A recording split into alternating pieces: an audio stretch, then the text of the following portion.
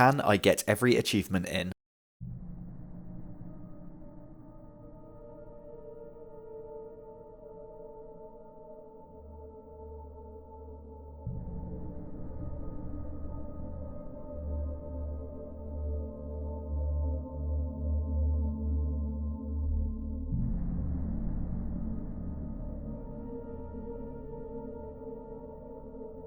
The game starts with you controlling the main character, Alan Wake. The main aim of this game is you hunting for your wife that seems to have been kidnapped by a spooky entity. These entities are known as Taken. They are shadow-like beings that can only be defeated by using light. At the beginning of the game, you get a bit of a tutorial understanding how these work, how you can dodge them, which is a key component to this game, as well as taking them out. Once you finish this slight tutorial, you'll get the first achievement of the game, Follow the Light. One of the elements that makes Alan Wake quite a difficult game is the lack of resources. This is mainly in the shape of ammo or things that you can use to produce light. This often means that sometimes you just have to avoid fights with Taken altogether. To do this, you can dodge their attacks. If you manage to dodge one of their attacks with perfect timings, you'll perform a cinematic dodge. When you do this for the first time, you'll get the achievement Float Like a Butterfly.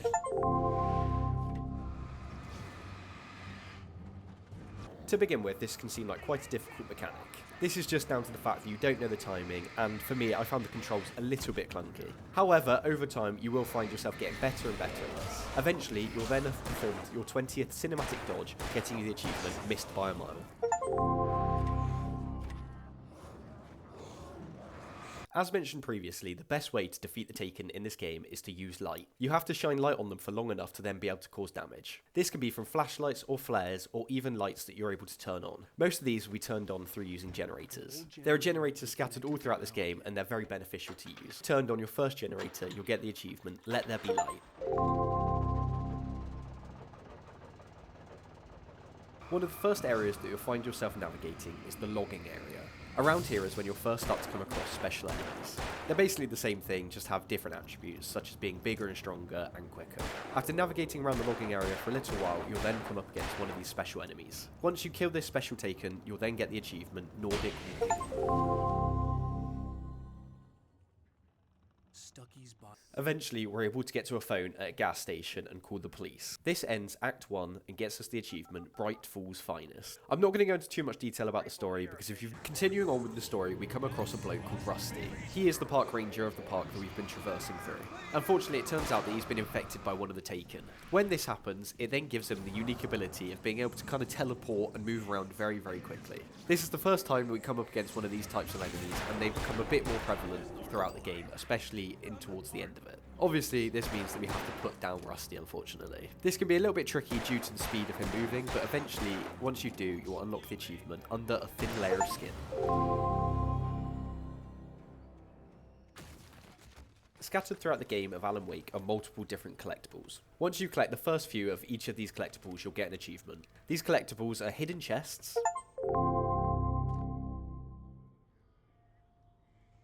coffee thermoses,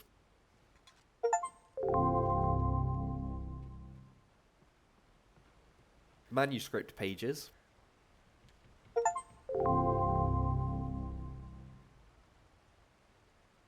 and can pyramids.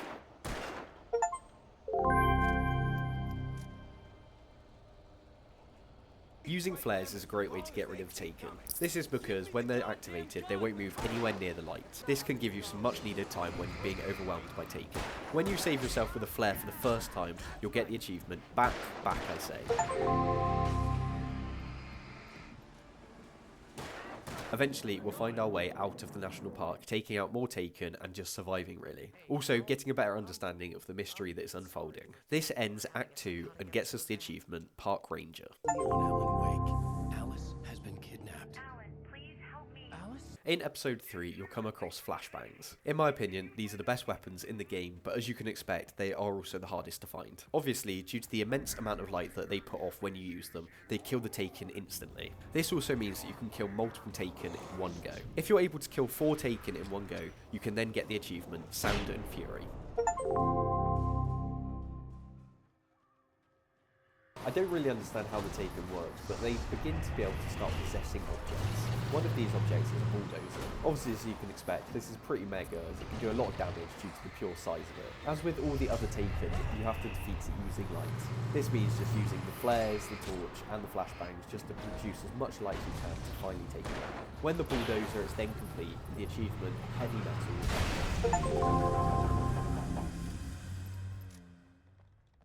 As I mentioned previously, I do think the flashbangs are the best weapon in this game. They're the easiest to use, and you can find quite a few of them scattered about. They also seem to do the most amount of damage to the Taken, so just make life a lot easier. This meant that I used them a lot throughout the game, eventually tallying up 50 kills on Taken. When completing that 50th kill, I then unlocked the achievement Thunder and Lightning.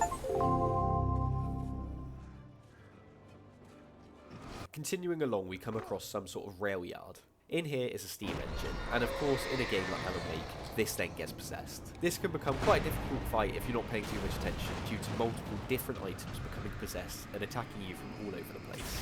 Obviously, just keep an eye on what you need to and just shine the light at it and do as much damage as you can, just making sure that you're safe. Once you take down the steam engine, the achievement Iron Horse will unlock. I also unlocked the achievement They're Here at this point too as well for defeating 20 inanimate objects.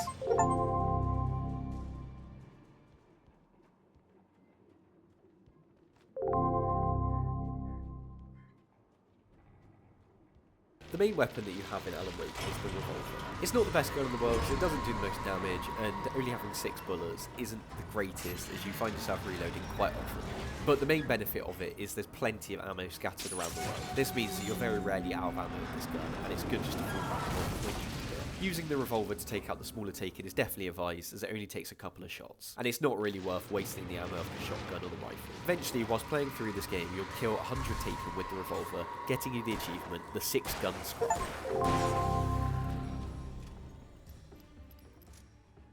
Continuing to progress in the game, we eventually finish episode 3. For doing this, you then unlock the achievement Wheels Within Wheels. Alan Wake, I'm haunted by the law. Through the story of the game, you'll find yourself in some sort of medical facility where you don't really know what's going on. Again, just keeping it vague as I don't want to spoil anything. Whilst walking around this medical facility, you can find yourself going into the main office of the owner of it. Here is an old-fashioned tape recording device. When going near it, you then get the option to listen to these recordings. If I can remember correctly, there are 3 recordings possible, but most people, I imagine, only think there's 1. To get the achievement Medical Opinions, all you have to do is just listen to it 3 times, and when you activate it for the 3rd time, the achievement will unlock. Whilst still in the medical facility, you'll find yourself walking around the corridors. Down one of these corridors, there'll be a TV up on the wall. Although what's going on at the moment in this game is quite serious, who doesn't like a little bit of TV? If you then interact and watch the TV, you'll get the achievement Boob Tube. Following the story, we now need to travel across some much larger distances. This means utilising cars. Fortunately, cars are a great way to take out the Taken. This is because you can focus the headlights on them and blast through their shields and then just run through them. Obviously, this is a great option as it's much safer than being out on foot and potentially taking damage. Once you've managed to drive over 15 Taken with a car, you'll then lock the achievement Right of Way. Whilst navigating the farm, you come across a big stage. Barry, your mate, is already there and decides to attract the Taken by playing a lot of rock music.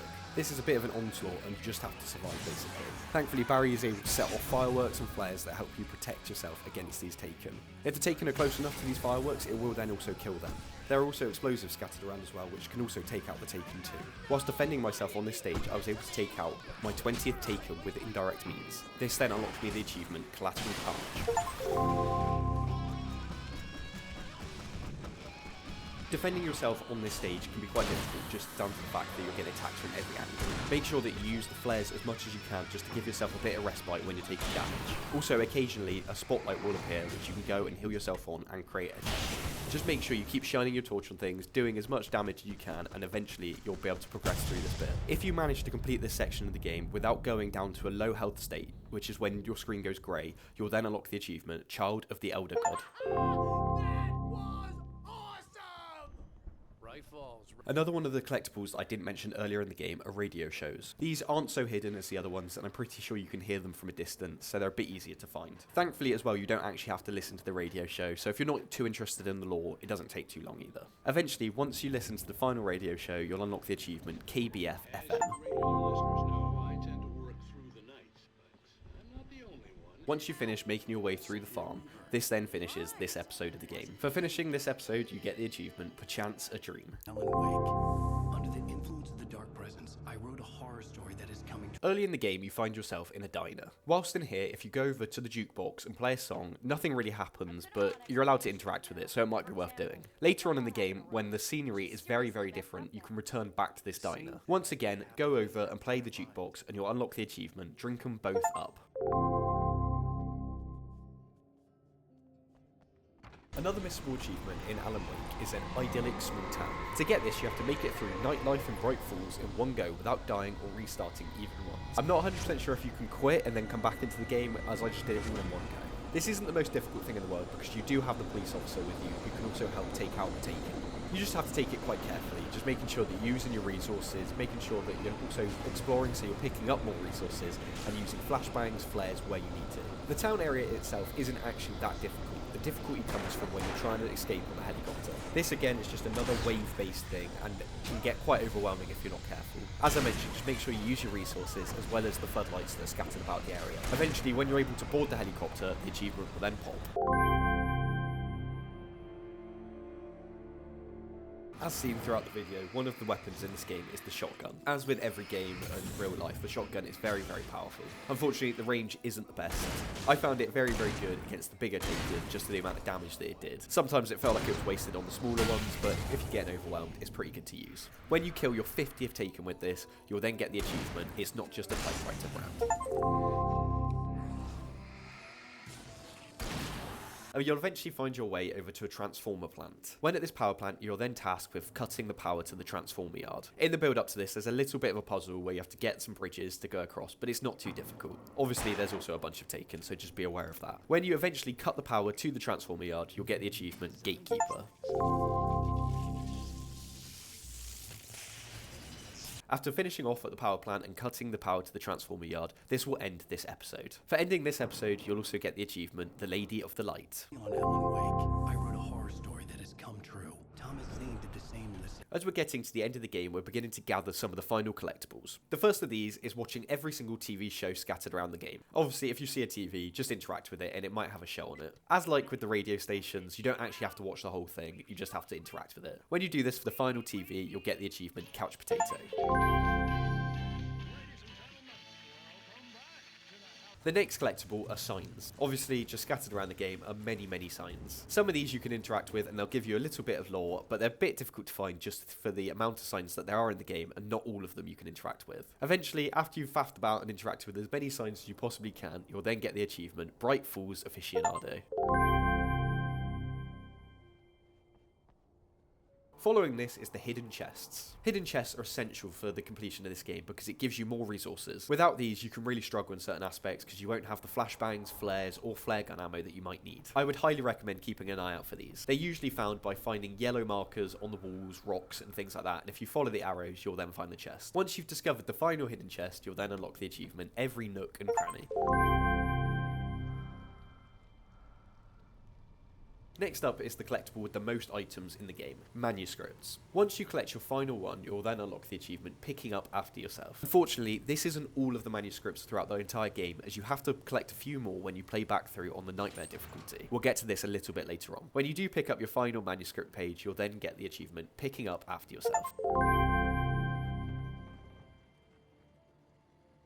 At the end of the game, you have to head towards Cauldron Lake. This is where the mystery seems to be originating from. In this part of the game, there is an achievement linked to this for not firing a single shot in this entire section. This can be quite difficult due to the fact of there being a lot of taken around. There is a mechanic that is shared online quite a lot, which is called backrunning, which is very essential for this point. To do this, you basically just have to focus the torch on the taken of every sword whilst also backing up away from it. This keeps them at a safe distance, it's difficult, you need to also be aware of what you're running into. By this point in the game, I'd used this technique quite a bit just to conserve resources, so I got quite good at it. However, this is still difficult to do. If you are able to make it to Cauldron Lake without firing a single shot though, you will then unlock the achievement Gunless Wonder. When you eventually get to Cauldron Lake, you then need to take out this tornado thing that's been chasing you throughout the entire game. To do this, just use the flare gun, fire it in, and create as much light as possible. After a few flares, this will then destroy the tornado, getting you the achievement Tornado Wrangler. After destroying the tornado, you end up in some sort of limbo. Whilst here is the perfect opportunity to get your final coffee thermos. This is a little bit different because it just says the word and you just have to shine your torch on it and it will appear. Once you pick it up, you'll then get the achievement Hyper Caffeinated. This then finishes the game of Alan Wake, and the mystery starts to unfold even more and make a lot of sense. As I mentioned, the story's great, so I'm not going to spoil anything. For completing the game on hard difficulty, you then get the achievements Hard-Boiled Writer and Departure.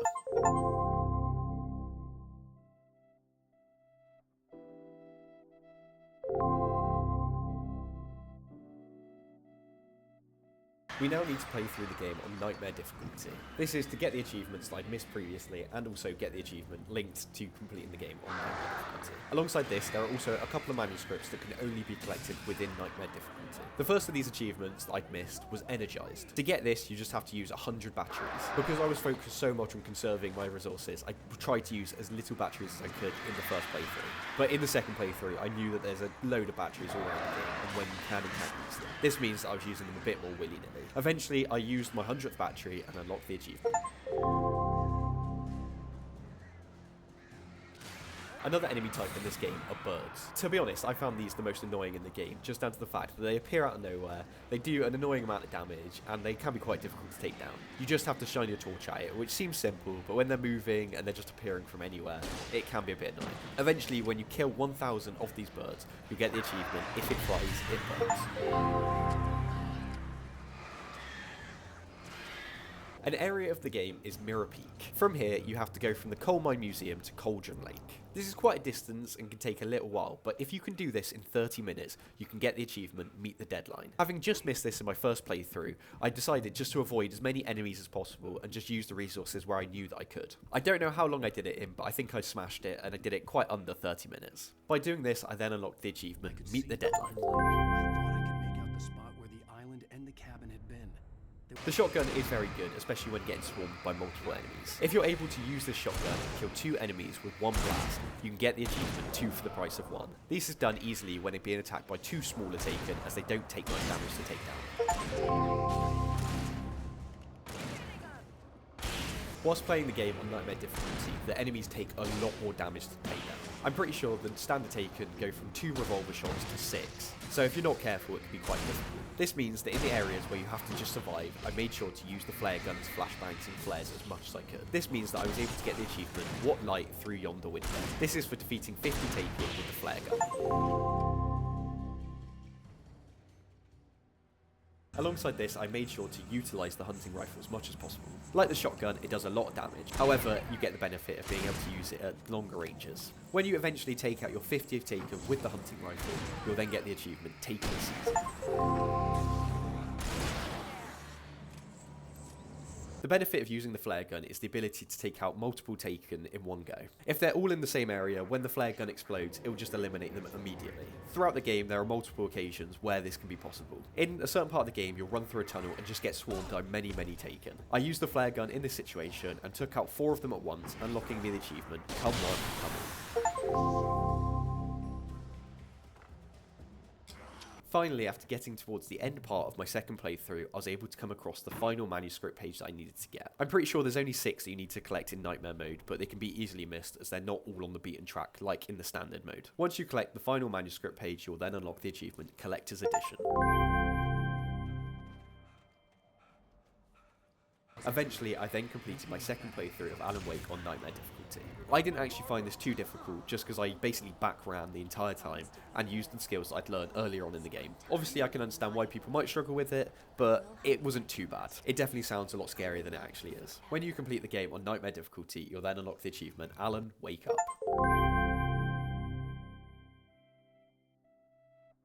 Alan Wake is a great game, to be fair. The story is really interesting. The sort of atmosphere and everything to do with that is just, it is really good. My only real issue with it are the controls and the gameplay.